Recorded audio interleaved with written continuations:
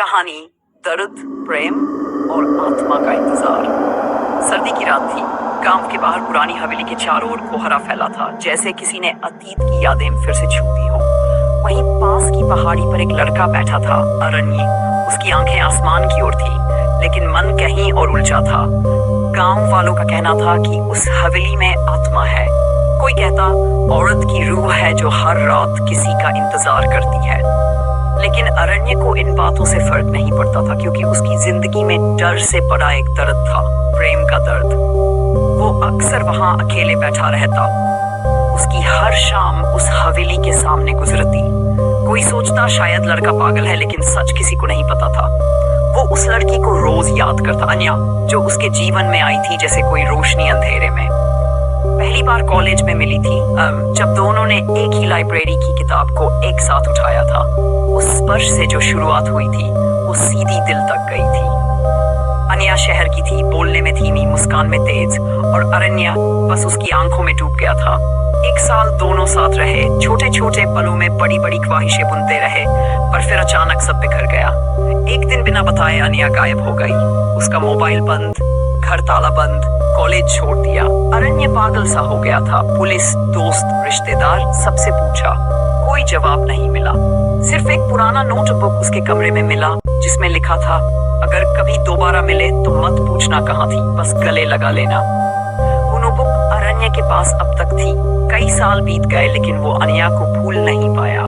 और कुछ महीनों से उसे ऐसा लगने लगा कि वो हवेली उसे बुला रही है। वहां से आवाज आती थी, जैसे कोई कहता हो, आजा अरण्य। उसकी नींद उड़ जाती, दिल धड़कने लगता। उस रात जब वो हवेली के पास बैठा था, कुछ अजीब हुआ। धीरे धीरे कोहरे के बीच से कोई आकृति उभरी, सफेद साड़ी, खुले बाल, चेहरा झुका हुआ। अरण्य उठा और उस ओर बढ़ा। अन्या, उसने कांपती आवाज में पूछा। उस स्त्री ने सिर उठाया। वो वही थी, वही आंखें, वही चेहरा, वही मुस्कान, लेकिन कुछ अजीब था।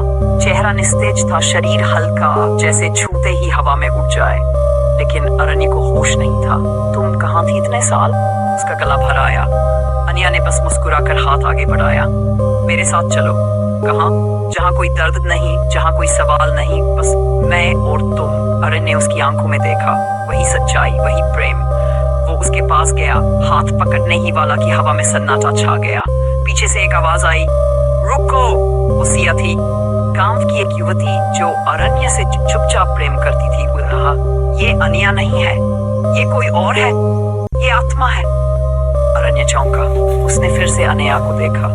अब वो मुस्कुरा नहीं रही थी। उसकी आंखों से खून टपक रहा था, चेहरा काला पड़ने लगा था और उसके हाथ सड़ चुके थे। वो धीरे धीरे अपने असली रूप में आ रही थी।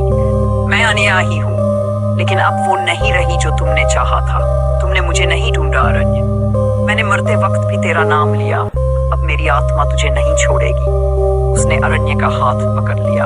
अचानक चारों ओर हवेली की दीवारें फड़कने लगी, खिड़कियां बंद, दरवाजे खुद से बंद होने लगे।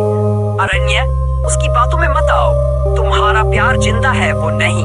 पर अरण्य अब भी उलझा था। उसकी आंखों के सामने अन्या थी, उसकी पहली मोहब्बत। अन्या ने धीरे से कहा, मेरे बिना भी जी लिया इतने साल, अब क्यों पीछे हट रहे हो?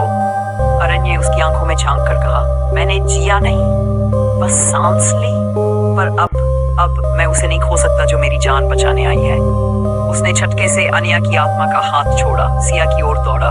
अन्या चीखी, इतना जोर से कि हवेली की छत हिल गई। अचानक उसके पैरों के नीचे आग सी फैल गई और उसकी आत्मा जोर से चिल्लाते हुए हवा में भंग हो गई। सब कुछ शांत हो गया। कुछ पल सन्नाटा रहा, फिर हवेली के सारे दरवाजे खुद खुलने लगे। सिया रोती हुई अरण्य के गले लग गई। मैं डर गई थी तुम्हें खो दूंगी। अरण्य की आंखें भी नम थी। तुमने मेरी जान बचाई, शायद अब मैं सच में जीना शुरू करूं। पर कहानी एक खत्म नहीं। अरण्य और सिया अब साथ रहते थे। हवेली को छोड़कर किसी और गांव चले गए थे। सब कुछ ठीक था इतना ही। एक रात जब अरण्य बाथरूम में शीशे के सामने खड़ा था, उसने देखा उसके पीछे कोई खड़ा है। वो पलटा, कोई नहीं। लेकिन जैसे ही वो फिर मुड़ा, शीशे में किसी और की परछाई थी। लंबे बाल, सफेद आंखें और होंठों पर एक जली हुई मुस्कान।